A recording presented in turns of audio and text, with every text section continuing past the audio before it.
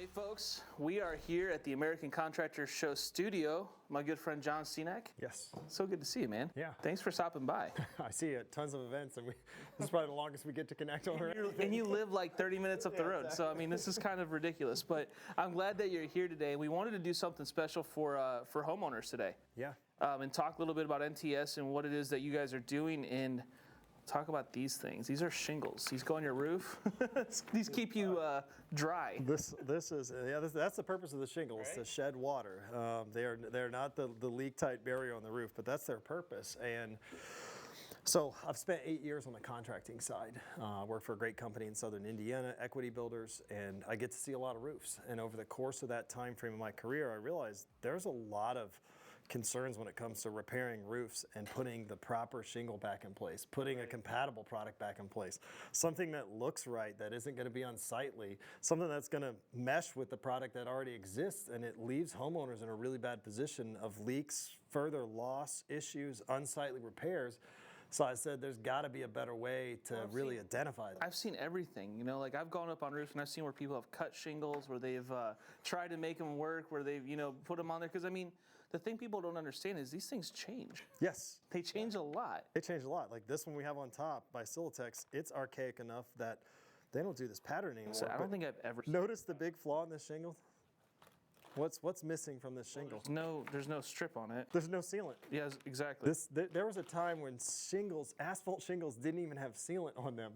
And if you went to repair this, you have technology that's light years ahead of this that's not going to be compatible. Not to mention the look. How old is this? This is from the mid-90s. They stopped. 90s? This feels like it would be so much older for some reason. Found this at a garage sale. It was at the top of the guy's garage. And I was like, are you doing anything with those? No. Can I have them? So I took them because NTS analyzes shingle data from years and years and years, because we've created a reporting system to help solve this problem, to find what is the issue. Is there anything available? Is there stuff that's compatible, so you don't get stuck with issues down the road as a homeowner? Well, as a homeowner, this is a really important thing to think about, because if you have mismatched shingles and your house looks different, I mean, the big thing in Indiana is your house value is diminished.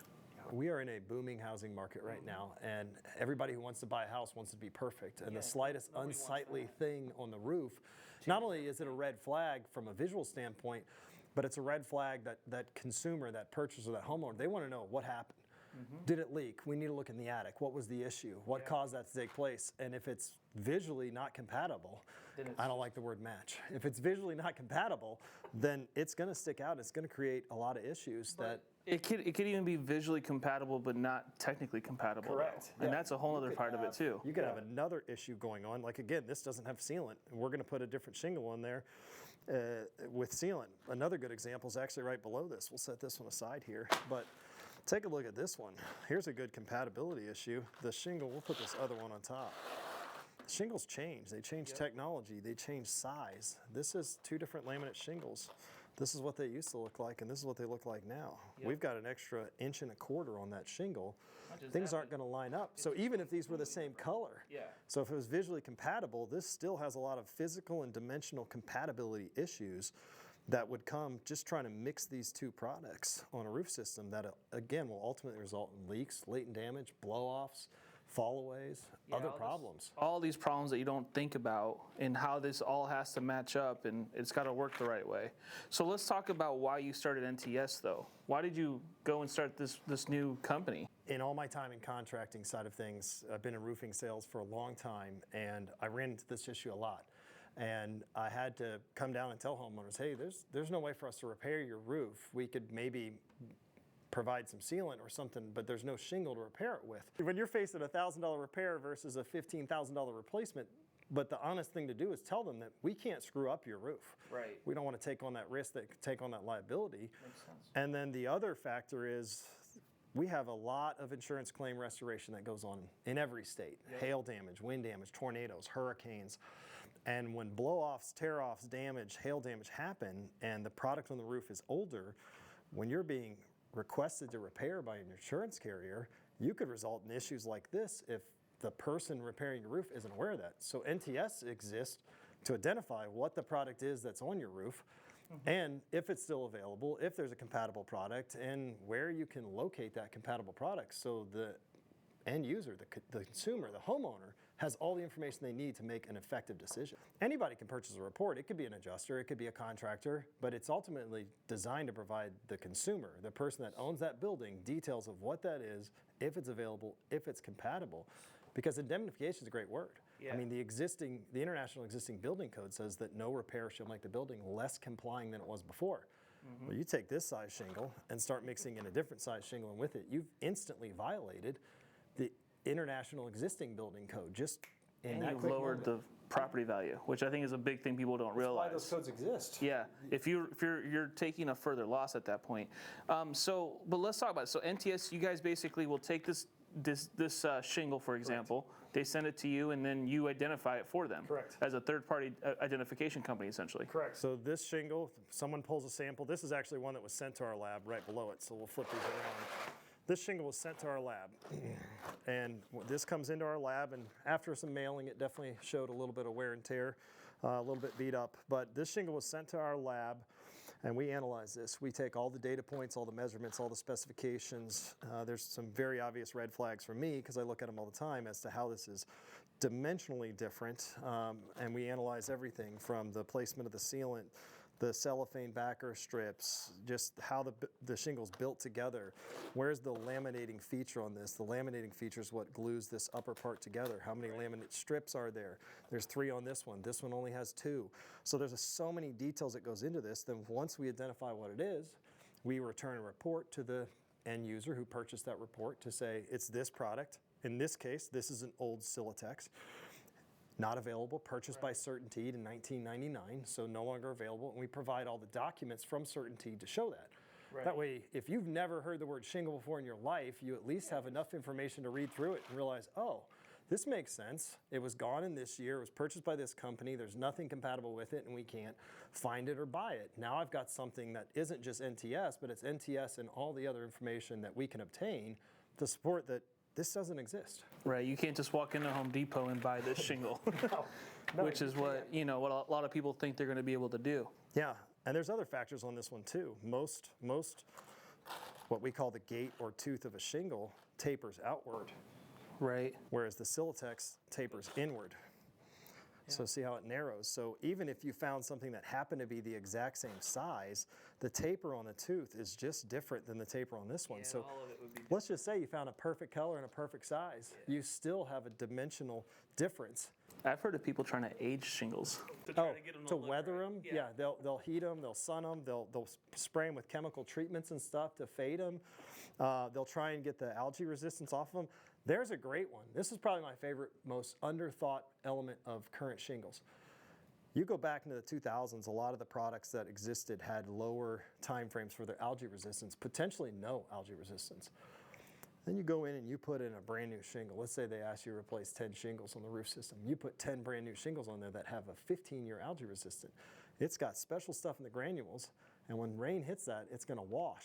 That's what it does. Right. It's going to start streaking the shingles below it because it's going to rinse the stained up shingles. Now, not only do you have an unsightly repair, but you have a really bad look to the roof as it streaks and streaks and streaks below that repair area because you put drastically new and different technology into an old system. So yeah, it's not indemnification as you said. It doesn't bring it back to its pre-loss condition or its pre-loss value. It makes sense. So let's say you're a homeowner and you've got a roof. What's the rule of thumb you think that as far as how far back you can go? I think 10 years you should start evaluating if the shingle's available or not. There's other nuances, but in general, as we hit our really big housing boom in the early 2000s, there was a lot of new products that were getting ready to go through changes from 2000 to 2010.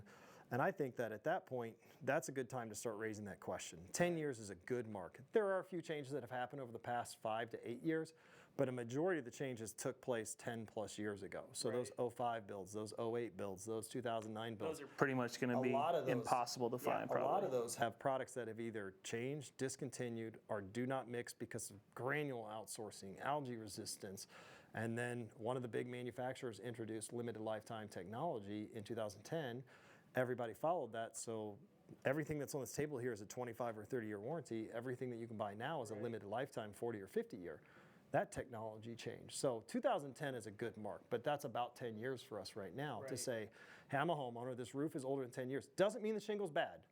Homeowners shouldn't assume that the shingle's bad or not a good shingle. It's just if you have a problem, you really need to evaluate, should you repair it or should you replace it? Yeah, it's whether or not there's actual repairability for the roof. And that's the thing people don't realize. Those roof systems are a system, complete.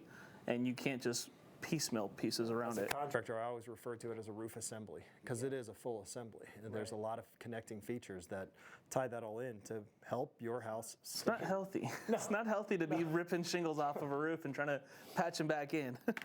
No, we see it all too many times, and we get calls at them. You know, equity builders, we get calls for leaks. We show up, we look at that leak, and we realize like, oh, This is what happened. somebody put shingles up here that don't belong here, and they don't seal, they don't line up. This is a big technology difference is the old technology, even on laminates, used to have all the sealant on the front. Right. Right, all used to exist right up here. And the newest technology, this is the exact same product line. The newest technology, it's right back here. Yep. So if I go mixing under this shingle, there's no sealant here, there's no sealant here, it's never going to seal. Never going to seal, right? Yep. Not to mention just the major dimensional difference between, again, this is the same manufacturer. No, and that's great. You go to cut this as a consumer, right? Let's just say you go to cut that. You want to make this the right size. Your tooth alignment's not going to be the same. Right. No matter what, the tooth alignment's not going to be the same. Your exposure is 5 inches on this one, 5 5/8. So what do you cut? Do you cut the top and deal with the exposure, or do you really say, hey, you know what? I'm going to make an even better effort, and we're just going to cut 5/8 off the bottom of this thing. Okay, so we go cut 5/8 off the bottom of this thing. Guess what we did? We cut the lower sealant strip off of this laminate tooth. So if somebody trims this is going to blow in the wind. Eventually this is going to rip and flap away, and this is going to cause further damage to this system because we trim this shingle to try and get the exposure to line up with that exposure. Right. It doesn't work. There's not a way that this shingle can be trimmed and still be repaired into this old system. And that's why that 10-year mark is valuable for homeowners to understand. Start asking questions. Have your contractor analyze that. Have them present what the material is on their roof, your roof now, and what they intend to repair with. That's what a homeowner should be asking in any situation, because if the contractor isn't savvy enough to know that, they need to go do a little bit of research. And they can order a report. If they don't know, I don't expect them all to know. It's taken me years to accumulate this knowledge. They can order an NTS report, get this answered for a very minimal amount of money, and determine, yes. How do they do that? NTSID.com. NTSID.com. Anybody can order it. The homeowner could order it. They could have a sample. I think it'd be that they smart. send If it was my house, I'd want it. Yeah. Because I don't, it's our biggest investment, and it's for most people that are watching this, that your home is probably your biggest investment. So this is something that you need to be careful. Check them out at ntsid.com. Get one of these reports for your roof. Find out exactly what kind of shingles you have, and that way you know if it's repairable or not. So, hey, John, thank you so much for coming by, brother. Appreciate it. It's good to see you. Yes, sir.